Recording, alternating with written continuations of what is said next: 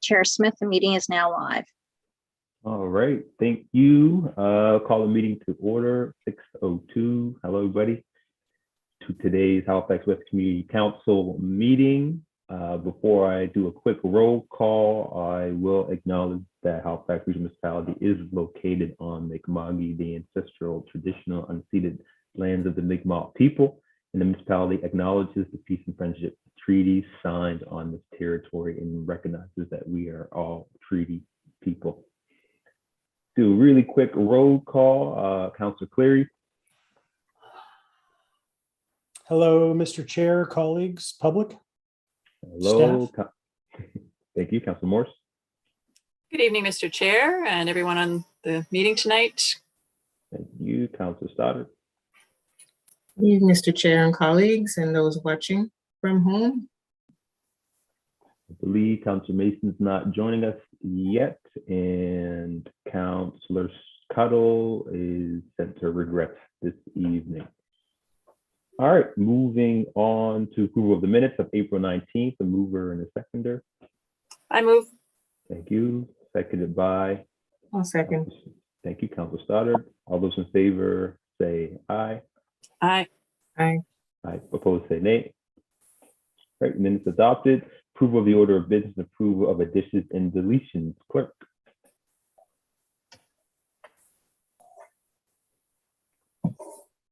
Sorry, just one moment.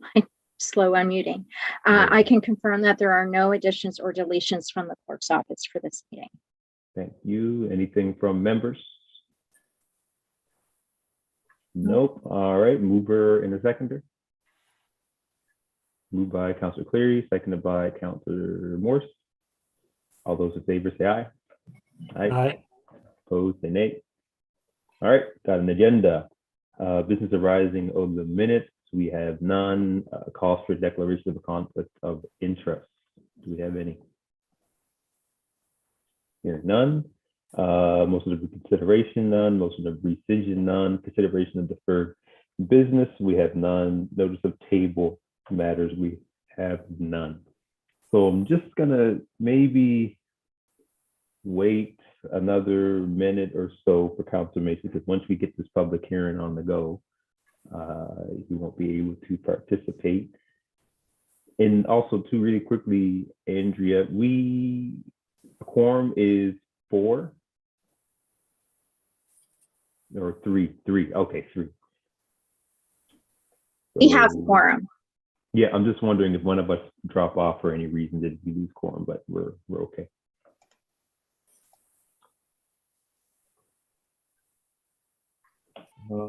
Just gonna give a quick buzz to, okay, never mind.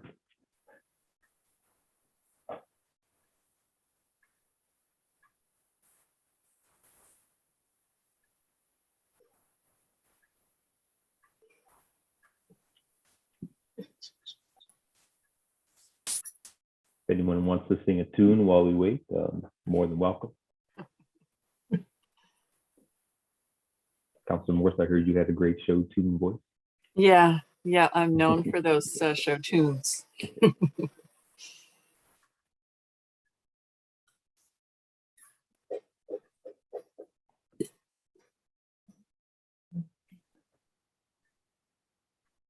Councilor Mason is messing with our record meeting time.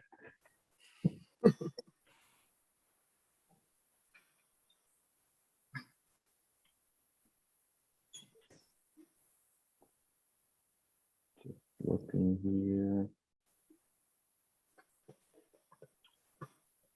Ooh, yeah, so nothing from Councilor Mason yet. So once we start this next part, he can't participate, correct? I'm just going to double check. I know that once the public hearing actually opens, he's not able to, but he actually, okay. Yes, he does need to see the whole of the staff presentation. Right.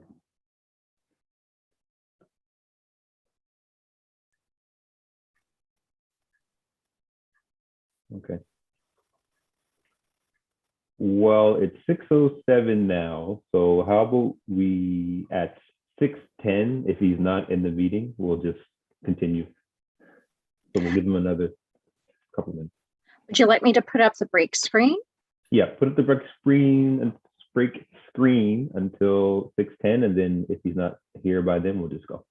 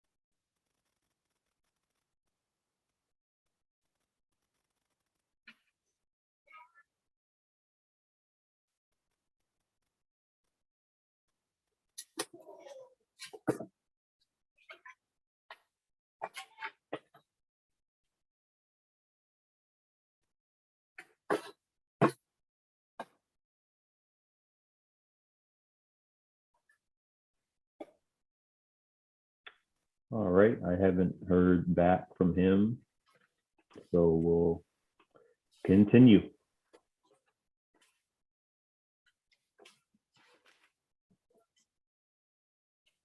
All right, so moving to our next part of the meeting, 10.1.1, case 20795, rezoning development agreement for St. Margaret's Bay Road, Beechville. And who do we have presenting today? Hi, Councillor Smith. It's Jamie Ellen Klenovic. Hi.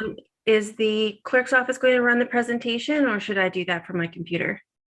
Jamie Ellen, if you can share, that would be much appreciated. But if you have difficulties, let us know and we'll be able to share for you. I'll give it a go here. Right, thanks.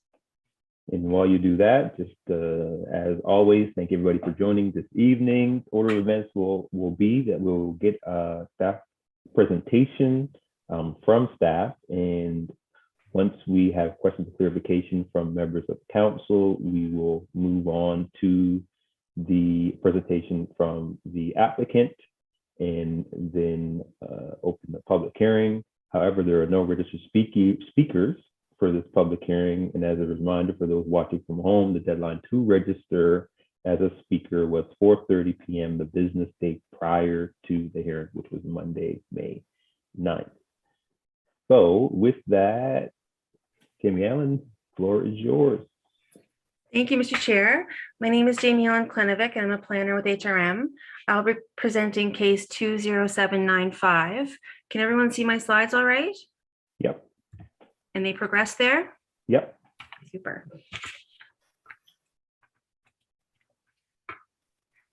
Applicant Sunrose Consulting Limited made this application on behalf of property owner Parkdale Developments to rezone property on St. Margaret's Bay Road in Beechville from R1, which is a single unit dwelling zone, to comprehensive development district, and enter into a comprehensive development agreement to allow up to 39 houses on a new public cul-de-sac and an apartment building with up to 39 units. Here's the site context. The subject site is currently vacant and has not been assigned a civic number. The site is in Beechville on St. Margaret's Bay Road. The site also has frontage on Rains Mill Road on its western border. The image on the right shows a closer image of the site outlined in red. This application asks to enter into a development agreement with HRM to enable development on the site. A development agreement is a legal contract between a property owner and HRM. It regulates permitted uses, site plan, architecture, landscaping, infrastructure, and similar matters, and replaces the requirements of the land use bylaw. There usually are separate development agreements for individual properties, and the DA typically includes the detailed design of individual buildings. A development agreement must be enabled by the municipal planning strategy, so it is not always possible. That's why in this case, we're asking Community Council to rezone the site first, which would enable the development agreement the property owner is asking for. A development agreement can be approved by Community Council if it is reasonably consistent with the intent of the municipal planning strategy. The applicant is requesting a kind of agreement called a comprehensive development agreement. A comprehensive development district is a zone that requires planning at a neighborhood level. A comprehensive development agreement is applied to an entire neighborhood, not to an individual property. Usually we see less design detail in a comprehensive development agreement than we would see in a DA that applies to only one property. The comprehensive development agreement is applied before any development takes place and can be amended by Community Council after a public process like this one. The test for Community Council approval is the same as for other kinds of development agreement. The proposal must be reasonably consistent with the intent of the municipal planning strategy. This is the process that this application has followed to get to the public hearing stage, which is shown here in blue. Halifax and West Community Council provided first reading and notice of motion at its meeting on April 19th. Recent changes to the HRM charter mean that Community Council will have the option of giving provisional approval to the proposed comprehensive development agreement immediately after this evening's public hearing, pending the completion of the appeal period for the requested rezoning. This site is in Beechville and has access to central water and sanitary services. The site is currently zoned single unit dwelling, which the applicant is requesting to be changed to comprehensive development district. The site is designated urban residential and is currently vacant.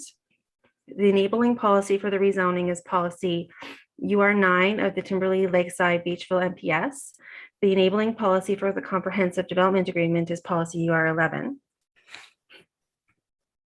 So I just see an error on the slides there. It should be UR9 and UR11, I think.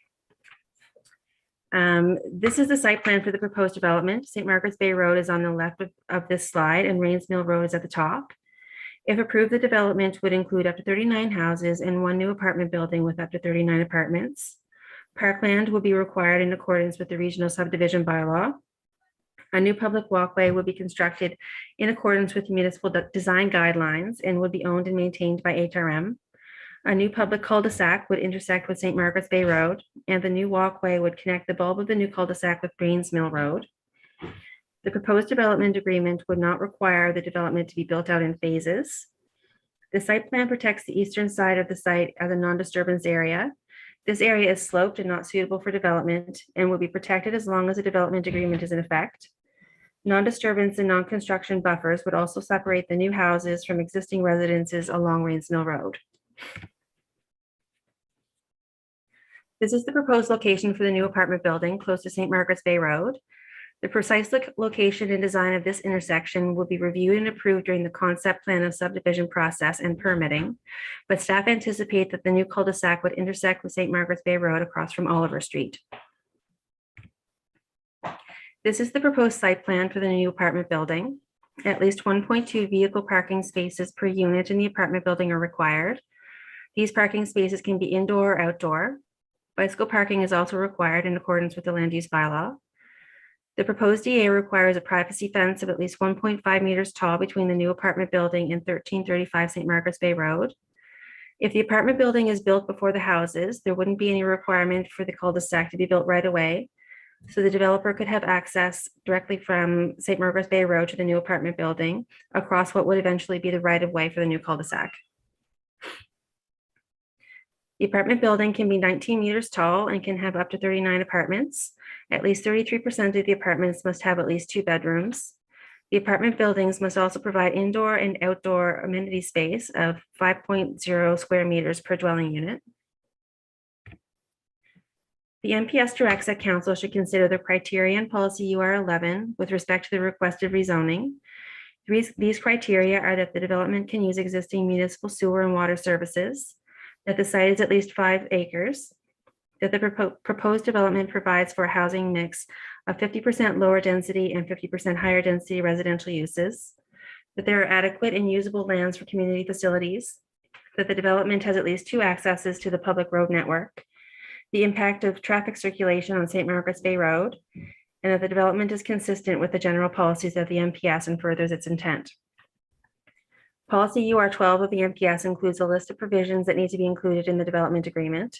We have lots of policy for this proposal, so I won't go through that list now, but it is included along with staff responses as attachment C of the staff report. Implementation policy IM 12 has additional criteria that council should also consider. Conformity of the proposal with the intent of the NPS, that available sewer and water services are adequate, proximity to school, recreation, and other community facilities, that road networks around the site are adequate, that proposed drainage and stormwater management is adequate, that the proposed use, height, and lot coverage are compatible with the surrounding neighborhood, and council should also consider traffic generation, access to and egress from the site, and vehicle parking. The level of community engagement completed for this application was consultation, achieved through a mail-out notification, a case website, and a public information meeting held on February 8, 2018. Approximately 20 people attended the public information meeting. Feedback from the community included questions regarding the development agreement process, including the process for future amendments, concern that trees and non-disturbance areas should be maintained pre and post-development, concerns that tree removal will increase flooding on the site and on adjacent lots, concerns that tree removal will allow water damage to Rains Mill Road, concerns that tree removal will reduce privacy to adjacent lots, requests for a crosswalk from the new public street across St. Margaret's Bay Road, and concerns over disruption to current residents caused by blasting. We mailed 360 notifications for this public hearing to residents within the notification area shown on map 2 of the staff report. The proposed development agreement would permit 1 multiple unit dwelling with up to 39 dwelling units, up to 35 single unit dwellings fronting on a new public street, up to 4 single unit dwellings with frontage on Rains Mill Road and access from the new public street, secondary and backyard suites in accordance with the land use bylaw for Timberley, Lakeside, Beechville. The proposed DA includes requirements for plans addressing site disturbance, grading and stormwater management on the DA area prior to site work. And a public walkway connecting the new public cul-de-sac and Rains Mill Road must be constructed and conveyed to HRM with the new public street as part of the subdivision process in accordance with the regional subdivision bylaw. The new walkway must adhere to the municipal design guidelines. Vehicle and bicycle parking are required for the apartment building. Indoor and outdoor amenity space is required for residents of the apartment building. This would be in addition to any parkland required for the site as a whole. The regional subdivision bylaw requires concept plan of subdivision for developments with a new public street such as this one. This development would have to go through the concept plan of subdivision process before any subdivision could be approved for new lots that would require frontage along the new public cul-de-sac. The concept plan will ultimately decide the size and location of parkland and the design of the intersection of the new public cul-de-sac with St. Margaret's Bay Road. The proposed DA would not supersede the regional subdivision bylaw. So to be clear, since the proposed location of the new apartment building fronts St. Margaret's Bay Road, it would not require a new public street. If the developer chooses to build the apartment building before subdividing any of the other lots, the concept plan of subdivision process would not be required until the developer wanted to subdivide lots that require a new public street. A non-substantive amendment is a change to the agreement that could be made without a public hearing. Non-substantive amendments in the proposed agreement include changes to parking, circulation, and access, changes to landscaping, extending the date of commencement of construction, changes to the length of time given for the completion of the development, changes to architectural requirements for the apartment building that do not impact its massing, and changes to the schedules of the proposed agreement required to be consistent with any other non-substantive amendment. This application is coming to Community Council with a positive staff recommendation. Staff recommend that Halifax and West Community Council rezone the subject site from R1 to CDD as set out in attachment A of the staff report dated February 15th, 2022, and provisionally approve the proposed development agreement as set out in attachment B of the staff report dated February 15th, 2022. Due to recent changes to the HRM charter, staff recommendations are different than what are shown in the staff report. The recommendation is positive in both instances, but next steps have changed to reflect the new ability for Community Council to provisionally approve the development agreement today. Thank you, Mr. Chair. That is the conclusion of my presentation. I'm happy to respond to any questions from councillors. Thank you very much. Before I go to questions from councillors, I do have to ask if there was any correspondence received. Chair Smith, I can confirm that there was no correspondence received for this matter. Okay, thank you. All right, any questions or clarification from members?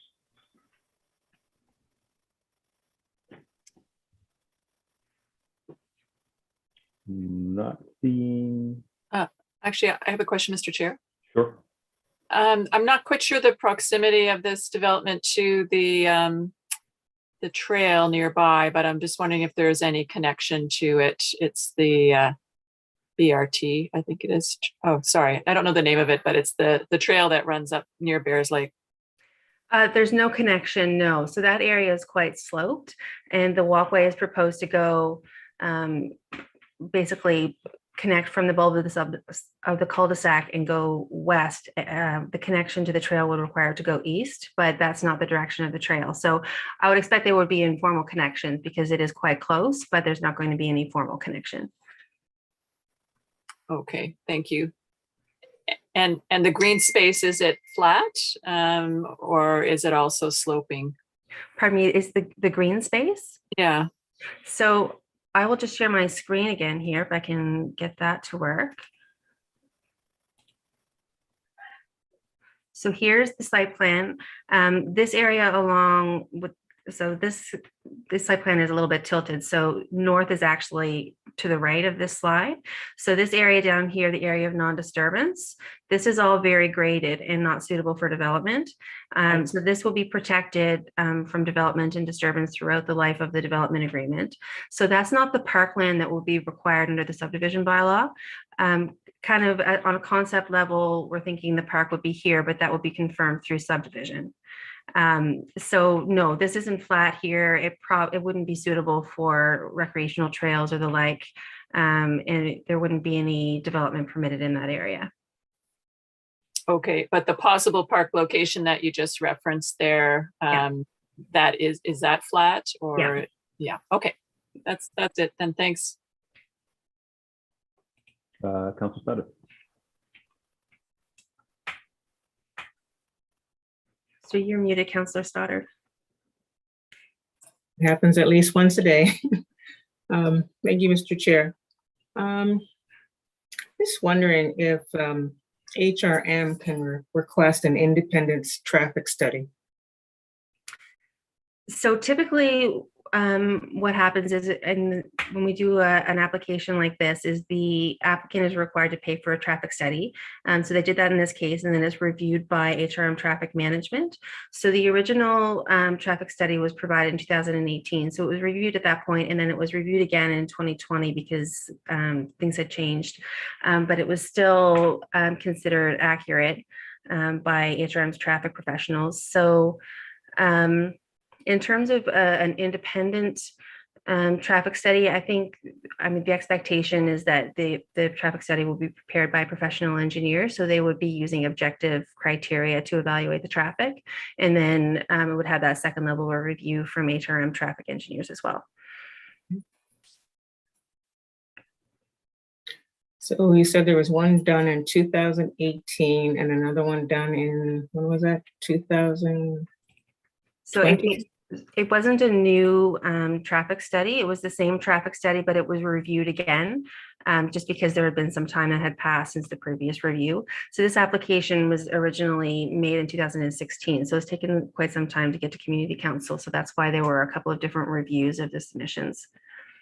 Okay, I'm sorry, I didn't, it was 2016, 2018, and sorry, what was the last one that was done? Sorry, I'll just pull up the date here so I can give you the exact date of the traffic impact study. So it was originally submitted in May of 2016. And then it was reviewed by HRM traffic management in 2018. Mhm. And then it was reviewed again in 2020.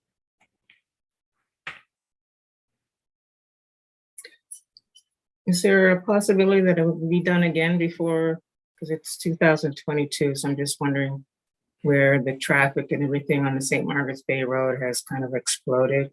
Would they be looking at that again? So I don't think that that's part of the process because they take into consideration the level of development and the expected development along the Bay Road when they do the traffic study, and they make assumptions based on the development that's the development pattern that's in progress. So there's quite a lot of capacity along St. Margaret's Bay Road because it is an arterial road. And what'll end up happening is if this development is approved, when it goes for permitting, if it goes for permitting for the apartment building before the concept plan, or if the concept plan is being reviewed when we build that new public cul-de-sac, at that point, the traffic will be examined for that intersection to make sure that when that intersection is designed, it's designed correctly to safely handle the traffic at that moment in time. Yeah, because St. Margaret's Bay Road is a very busy road, so I'm just, that's my concern. Yes, of course. What is HRM's policy on green space? So in green space in the sense of parkland? Sorry, Mr. Chair, would I be talking about parkland or just, yeah, okay. Sorry, I just want to confirm. Sure. Yeah. I'm talking about parkland. So the Okay. parkland requirements are laid out in the regional subdivision bylaw, and those requirements will be applied to this development after this development agreement. If council approves it, then it will still go through the concept plan of subdivision according to the rules in the regional subdivision bylaw. So there's rules in there about how big the parkland would need to be, and things like the drainage and the soil quality, and as Councillor Morse was alluding to, whether the site is really sloped, whether it would be appropriate for parkland. So this development would have to comply with those requirements in the subdivision bylaw. The development agreement does not supersede those requirements. Okay. So that portion that was kind of mapped out, not permanent for the park or a park, it's possible once the development is done that we might need a little more, or? Yeah, absolutely. So that's why it's labeled on the site plan as the possible location. And the text of the development agreement puts the authority of the parkland planner, who is the professional who would ordinarily be responsible for negotiating that under the rules of the subdivision bylaw. So all of that would still apply. Okay. Great, thank you. Anything else, Councilman? Yep, thank you, Mr. Chair. Anyone else? Questions, clarification? Not seeing none. Two quick ones for me. The area of disturbance, I don't know this area at all, and you already mentioned that it's pretty sloped. So no development would happen here for the existence of the DA. Is that treed? Is that is that mostly rock? What is, I believe there's a lot of trees there now. okay. So that would create potentially a natural buffer from the other properties there. Through Correct. that okay, gotcha. And then just to follow up on Councilor Stoddard's question with the parkland. So we have the possible park location between the apartment and I guess the houses. And if for whatever reason after the review, there's determined that there's more or less needed, other locations could also be looked at? Correct. Okay, Other locations could be looked at. I would note that the parkland planner has already kind of looked at this plan on a high level. So okay, there weren't any red flags brought forward at that point. So it's not coming completely out of the blue. So we would expect it to be in that location. But sure, if there's something there that nobody anticipated, then it could be in a different location. and the only question I asked that because within the policy or the proposed DA, it does reference that area sub A1 or sub A2, yeah, sub A2. So even though it references in the DA, it's still possible that after the final review can be moved. It's not stuck to that area. Okay. Yes, correct. Okay, great. And just the last one on that with the sub area 1, because the amenity space that would be needed for the apartment with the policy is just having, I guess, open area considered amenity space. It doesn't have to be usable like a balcony or a gym or a playground. It can just be open space that is considered amenity. Well, the development agreement includes a definition of amenity area, and I can read you what the criteria are. Sure. So this is 2.2.1 of the proposed development agreement. Amenity area means indoor or outdoor above grade space designed for private or shared use by a building's residents, such as balconies, enhanced bicycle parking, planters and plots for gardening, barbecue areas, fitness rooms, sports courts, playgrounds, theater rooms, art or music studios, children's playrooms, co-working facilities, outdoor landscaped areas, and uses that are similar in the opinion of the development officer. So it wouldn't necessarily just be a blank field. There would have to be some kind of landscaping or amenity added to the area. But it could be outdoor space. It could be a designated open play area or sports courts or that kind of thing. So if this gets approved tonight, there'll be further work on that as well in terms of the amenity space, or are we approving different from the parkland? Are we approving the proposed amenity space tonight if we approve the? So what we would be approving would be the amount of amenity space that's required. So it would be 5 square meters per unit, which is pretty standard, and the definition of amenity space. So we're not going, we haven't asked the applicant to say exactly how they want to provide the amenity space. We're allowing them some flexibility.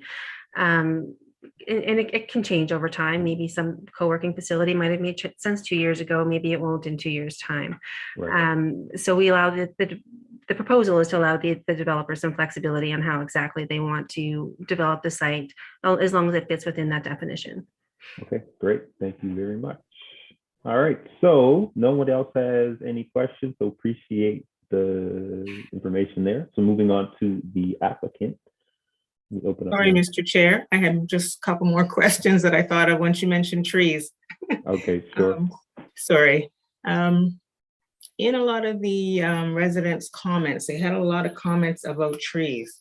And I'm just wondering, one of them was flooding which would happen because of the removal of trees. Another one was a privacy issue because of the removal of trees. I can't remember what the third one was, but they were all related to removing that nice treed area that they have now.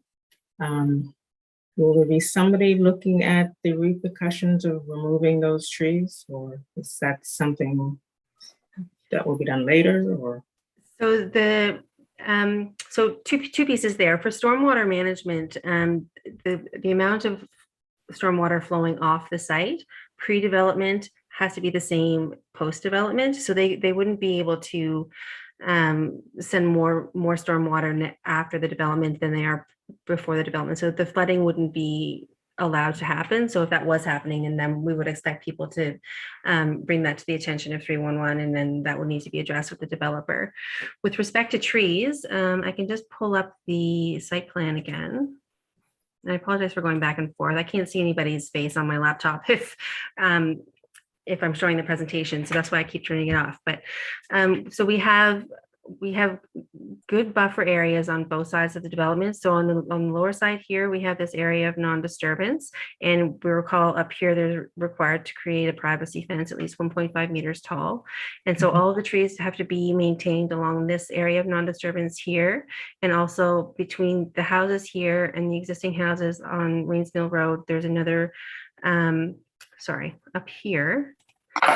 There's an area of non-disturbance, so that would provide a green buffer. And here we have what we're calling a non-construction zone, and it goes all the way along the back of sub-area 2. So the non-construction zone is, the trees have to be maintained during construction, but what we found with development approvals is once these lots are individually owned, if somebody wants to build a pool or add a shed, they want to cut down 1 or 2 or 3 trees, it's difficult for the development officer to know exactly where that line is, how many trees they're allowed to cut down. So what we've done is in this non-construction zone, they can't cut down any trees during the construction, but once an occupancy permit is issued, then they can cut down trees on their own property. But in terms of enforcement, what needs to happen is, so they're allowed to cut down trees for the purpose of municipal services or with the permission of the development officer. And there's a list in the development agreement, a list of situations where the development officer could issue permission to remove trees. But the intention is that basically it's an area of non-disturbance, so there wouldn't be any trees permitted to be removed. Yes. Oh, great. Thank you. Because I know sometimes during construction, trees will be uprooted by mistake, and they're just thinking, Yeah. the residents are concerned about Sorry. privacy. Great. Thank you so much. They're required to map out the existing tree line with tape and with snow fencing prior to development permit. So they would need to identify where those lines are before the construction can start. Okay. Thank you. Thank you. All right. So now I will open the public hearing and invite the applicant to address council. And who do we have here on behalf of the applicant?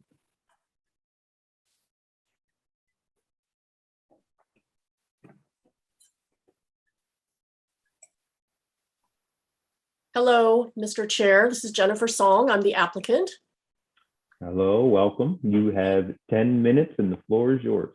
Thank you. And the reason why I haven't turned on my camera is I believe the clerk is going to load up the site plan, just so you can look at it while I speak. Thank you. So again, my name's Jennifer Song. I'm a planning consultant representing Parkdale Developments. Parkdale Developments was founded by John Fisk over 50 years ago. He's most known for when he restored the historic properties in Keith's Brewery, and for that work he was recognized by the Order of Canada. He passed away recently, and his family are now running his development company. This application, as Jamie Ellen had mentioned, has been in process for 6 years, since 2016, which is longer than normal. A development agreement should take about 1 to 2 years. So it's been in process for 6 years. It's been thoroughly reviewed. And it is a very well-designed project that will provide 78 families with homes. The density is actually extremely low. 78 units on 14 acres works out to be 5.6 units per acre. A normal R1 urban subdivision is between 6 and 8 units per acre, and we're at 5.6, under 6. So just so you understand the context. And I wanted to mention the park and open space. So there's a couple things going on. Park is required as per the subdivision bylaw, and that's the part Jamie Ellen talked about is kind of negotiable in terms of location and the size and how much money is spent on the parkland itself. Then there's amenity space that's required for the multiple unit dwelling, which is based on a certain square footage per unit, and it can be in the building, outside the building. And I also want to mention the area of non-disturbance plus the non-construction zone, plus if you look where that walkway is, there's a big, that's actually on a large-ish parcel of land that's going to be given to HRM. So if you take into account all of that, it works out to be about 41% of the total area, which is extremely high for a number in terms of 41% of the site being preserved or created for parkland or amenity space. Like normally you'd be lucky to see 20% of development. So, and yes, there is some sloping land there, but it is treed. So it does enhance the site. We are aware of the Beechville Community Benefit Action Plan that was recently, staff recently did a report on that. And back when we had the staff report in 2008, or sorry, the public information meeting in 2018, we did reach out to some of those community members. And they really didn't have a whole lot to say about this project, but we wanted to be open-minded. And since that benefit action plan has been submitted, I see that there may be some interest in some sort of commemoration, and we'd be happy to discuss that, you know, whether it be street naming or through the parkland development. And that would be something we can work with HRM on at the subdivision stage, which would follow the development agreement approval.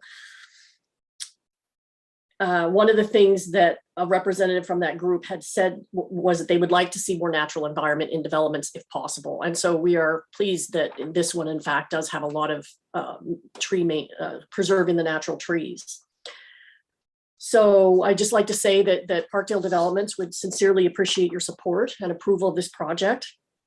And I am here to answer questions, as is our municipal engineer. He's also on the line in case there's any engineering questions. Thank you. Thank you. Any questions or clarification from members? Councilor Morse. Thank you, Mr. Chair. I'm wondering if the proponent could tell us a little bit about the style of housing or anything that they have in mind in terms of the visual look of the community.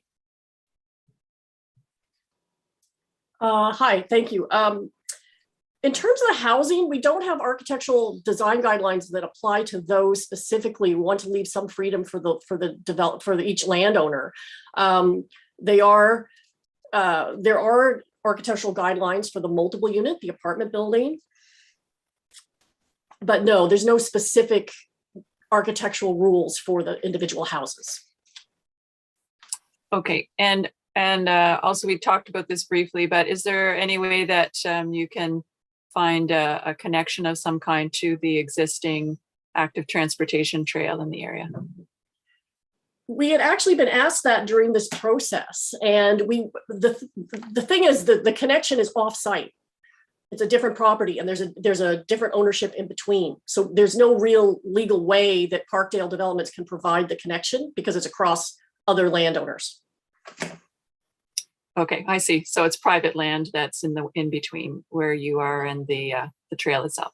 Yes. Okay. All right. Thanks for clarifying that. Thank you, Councillor. Any other questions from members? Councillor Stoddard.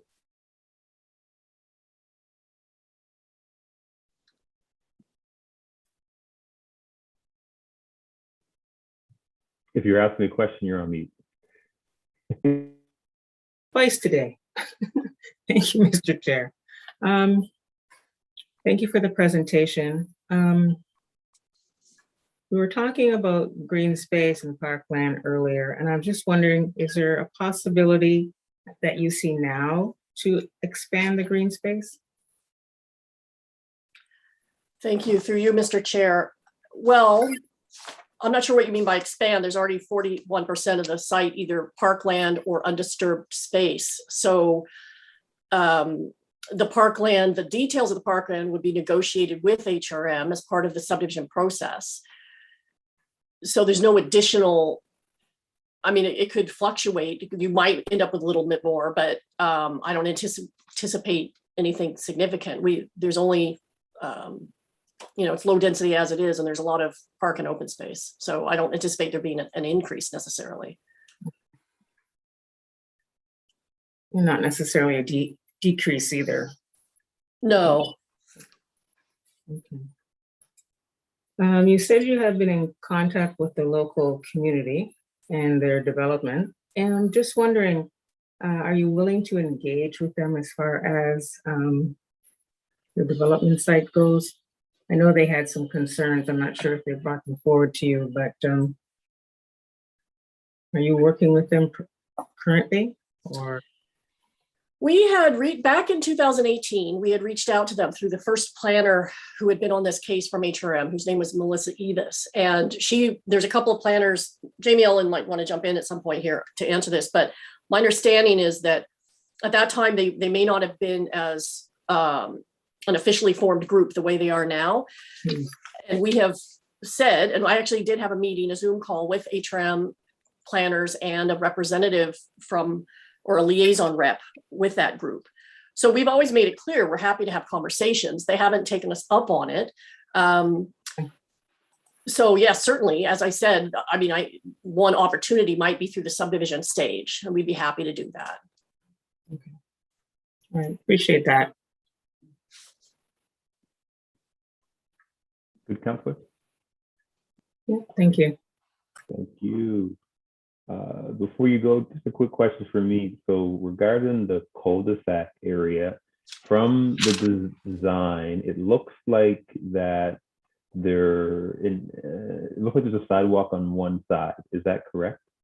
Yes. Okay.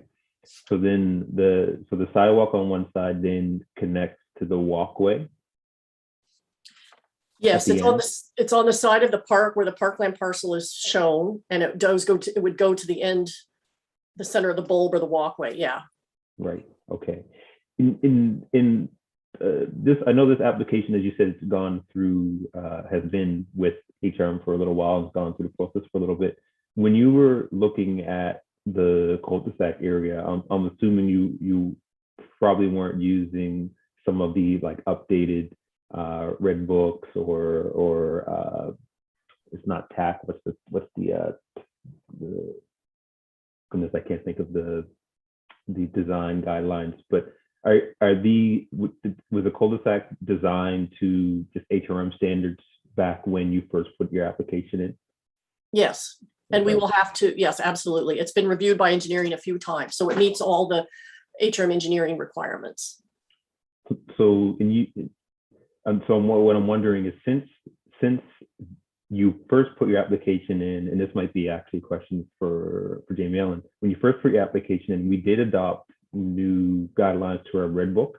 So did anything change with your cul-de-sac at all since that review happened and you first applied? No, but we are aware of the new rules that just got into place, the 2021 specs. These would have been designed to the 2013 specs, but there's nothing in the development agreement that allows us to not meet the new specs. So as we go through the subdivision phase, we will be required to do the detailed design in accordance with the engineering specs of the day, which will in fact be the new ones. If there's something we can't meet, I believe there's some ability to seek a deviation if it can be justified. So, so that opportunity presents itself, but everything has to be approved by HRM.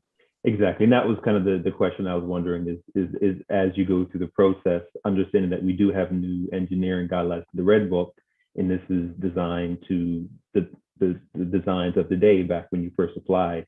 Just wondering if there was, I guess, leniency on both ends, either for you to get to the new guidelines or if there was opportunity or no opportunity to deviate because you've already designed it to the specs from before. So happy to hear that there, with further designs, there might be some way to, I'd love it to meet the red book, but at the same time, you've already designed it to previous specs. So we'll see where that goes. So that's it for me.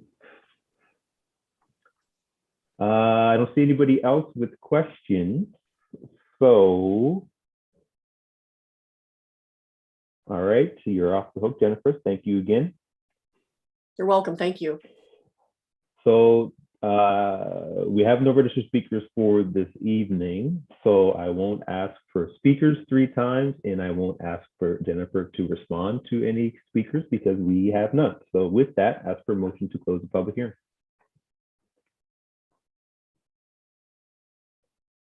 Motion, thank you. Moved by Council Sutter, seconded by Council Cleary. All those in favor say aye. Aye. Aye. Opposed, say nay. All right. Councilor Sutter, would you like to put the motion on the floor?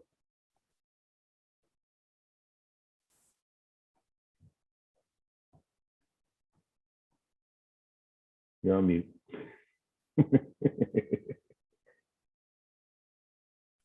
It's not my day today.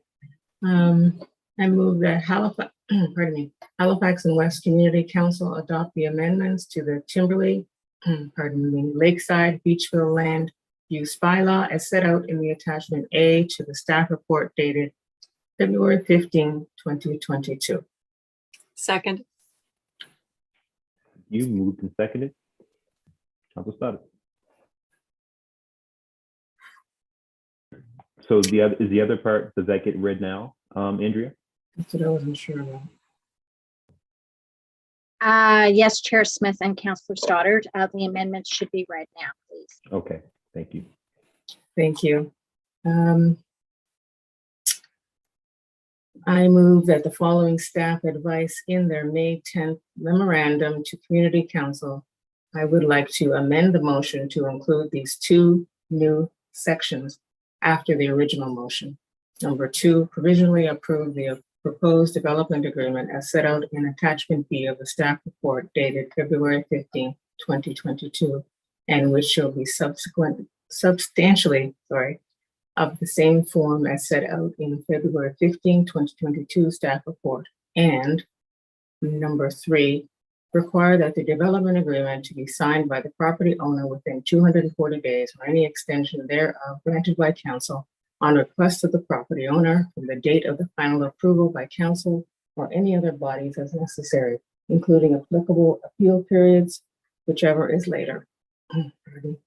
Otherwise, this approval will be null and void. So this approval will be void and obligations arising hereunder shall be at an end. I so move. Second. Thank you. Seconded by Councilor Morris. All right, Councilor Sutter, floor is yours. I have raised the concerns of the community, and some of the questions and answers have been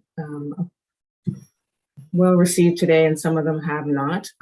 It's unfortunate that none of the residents were able to attend or provide information. I do look at this as a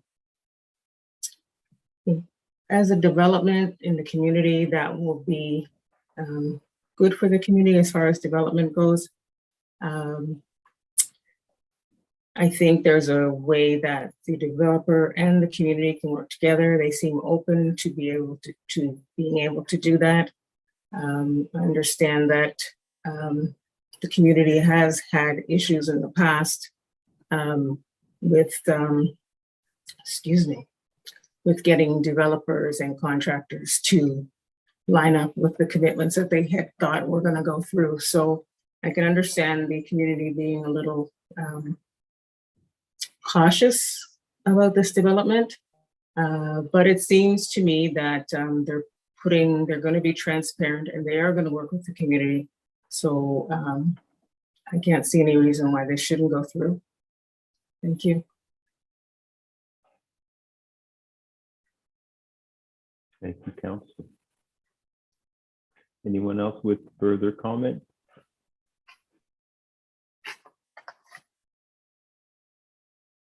Not seeing none. And I just wonder really quickly, Jamie, if you can just clarify the red book piece, just how that process will work out when you start to get to the final design and review. Yeah, so thank you, Mr. Chair. The way that works is after this, if council approves this development agreement this evening, it still has to go through what's called a concept plan of subdivision. And any development that requires a new public street has to go through that process. And how that works is the municipal design guidelines are appended to and incorporated into the regional subdivision bylaw. So any new public street that's approved as part of that process has to comply with the municipal design guidelines as they stand on that day.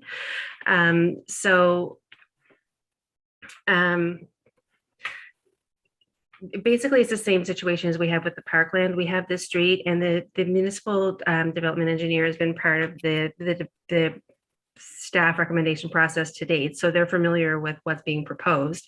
And again, kind of on a high level, haven't raised any red flags. But in terms of the specific design of the street, that hasn't happened yet and won't happen until it's reviewed as part of that concept plan of subdivision. So the current municipal design guidelines as they're in force today are what will apply to the new street. Okay, thank you. All right, not seeing anybody in the chat, not seeing any hands up. I will call for the question on this motion. Sorry, 1 second. Breaking news. Just clarifying that the mover and seconder find the amendment friendly. Yeah, I got head nods. I do. Head nods. Okay, thank you. Yes. All right, thank you. That means we can now have a single vote rather than two. So Question. with that, questions have been called. All those in favor say aye. Aye. Opposed say nay. All right, that passes. Thank you, colleagues and staff and the applicant. So moving on, correspondence, petitions, delegations, 11.1 correspondence. Chair Smith, no correspondence was received by the clerk's office. Thank you. Petitions, any petitions from members? Seeing none. Presentations, we have none. Information items brought forward, there are none. Reports, 13.1 staff, we have none. Members of community council, none. Motions, none. Any camera, we have none. We have no added items. No notices of motion from members? No, nope, no notice of motions. All right, moving to our public participation. We do have one speaker. So we actually will have the public participation section of the meeting. As a reminder to those watching from home, in order to have signed up as a speaker, the deadline was 4:30 business day prior to the meeting, Monday, May 9th. We have one speaker signed up for today's meeting. Member of public who's registered will be given 5 minutes to address this topic. When I call your name, you may unmute your mic and begin speaking. So our first and only speaker is Ross McLaren. Are you here? I can see your name. Hi, can you see me now? Yep, I can see the top part of you. All right, there we go. I can see the rest. Welcome, you have 5 minutes. Okay, let me just, if you could just bear with me for a second, and I'll just maximize my screen so I can see that I'm in the camera. Thank you very much, councilors, for the opportunity to speak here tonight. I think what I want to do is just quickly identify what we as our neighborhood have found as a flaw in the development planning process and sort of ask you to see what you can do to address it. So there's a development in our neighborhood at 6177 Jubilee Road. It's across from the La Marchant School Field and Playground. And the flaw that I'm pointing out in the development process, and that I hope we can sort of begin to find solutions to address, is the fact that if there's a dispute between professional surveys between a developer and neighboring residents, it appears that the city planning department defers to the developer survey. And so, you know, in my neighborhood, there is such a dispute going on right now. There's a development permit in place for that property. There's a foundation already in the ground. And there's a dispute between the neighboring residents and the survey that they paid thousands of dollars to obtain and the survey obtained by the developer. So in this case, the developer is going to be allowed, based on his survey, which I'm told says he has 45 feet of frontage, even though the deed to the property, I'm told, says he has 44.5 feet, will allow the developer to build a larger development as the application was made prior to the center plan being in effect. So as you can imagine, the neighbors are very upset. So there's really no recourse for them other than going to court. So in addition to already spending thousands of dollars to reconfirm their property frontage, which they have on their land titles and deeds, they then had to spend thousands to reconfirm that that was in fact the case. And they still are faced with this situation where a developer is going to be allowed to build something that they're worried about the size of it in their neighborhood. So I think, you know, in this case, it's really not a matter of NIMBYism. Like my wife and I, we support density in the core, in the urban core. We think it's important to do, but really what we want to have happen is development take place within fair, equitable rules. And we don't really feel that that's happening in this case.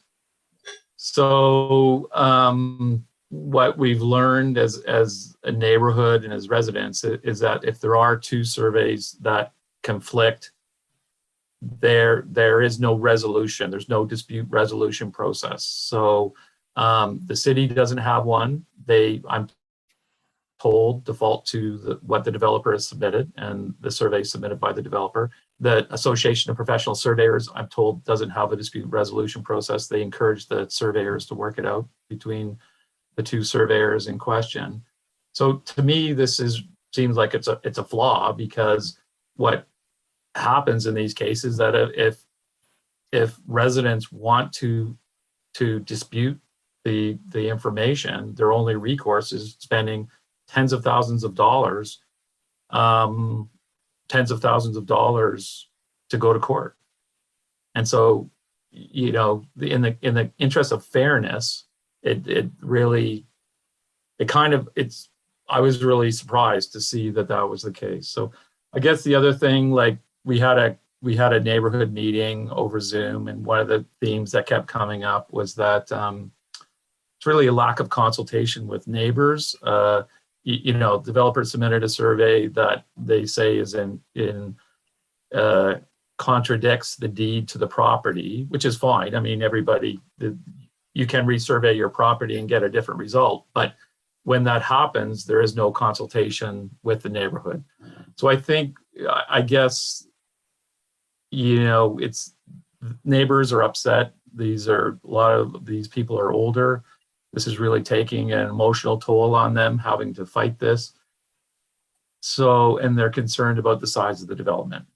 So I guess the ask is, you know, is it possible to stop the development until this issue of competing surveys is figured out? So that's one ask. You're at 30 seconds remaining.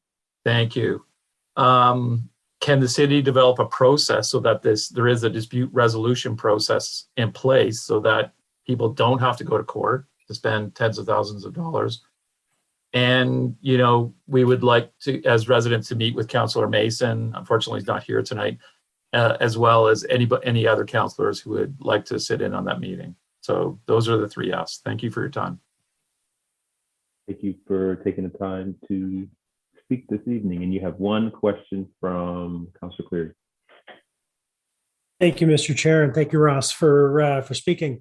We talked on the phone. It's not really a question so much, Mr. Chair, but I had to say that in order to get it in. So I talked to Councillor Mason about this, and I know he's looked at the property and the development that's happening there, and it is an ER2 zone. And as he explained to me, it was which would allow for 2 units plus the secondary suite, so 3 units. And it is a 3-unit building that is the addition that's happening there will result in a 3-unit building, which would be allowed under the center plan zoning. And I can't speak to the setbacks and all the rest of it, but I'll talk to Wei again after. But as I mentioned, you know, this is something that we'll talk to our development staff about. and look for whatever remedy we can look, because the whole idea of the competing surveys is concerning to me because we don't have a resolution. And so if a neighboring property says, well, my lines are here, and the other property gets a survey and my lines are here, that how we sort that out is concerning. And the answer I've got right now would likely regard some sort of negotiation or change from the provincial government for what we do and how we do development. So anyway, we're going to sort that out, and we'll see what we can do. But I also want to pass along that message from Councillor Mason that what's happening there would be allowed under the ER2 zone. And so it may not get the remedy that you're looking for, except that the competing surveys are something that is concerning and we will look at. So I appreciate that. And thank you for your attendance here tonight and raising this with us, because it is an important issue. Thank you, Councillor Cleary. Agreed. All right. With that, we have no other public speakers signed up this evening. So again, thank you, Ross, for being here. And I'm sure that you'll get some follow-up. And with that, I ask for, I guess the next meeting is June 21st, 2021. And I don't remember if that was virtual or in person. Andrea, what did we decide? I will need to double check, but I don't know if a decision's been made on that yet. Right. I think you're right. I think we're waiting to see how regional council proceeds. You're right. Yeah. All right. So we'll let folks know if that's virtual or in person, depending on where we're at in June. And with that, ask for mover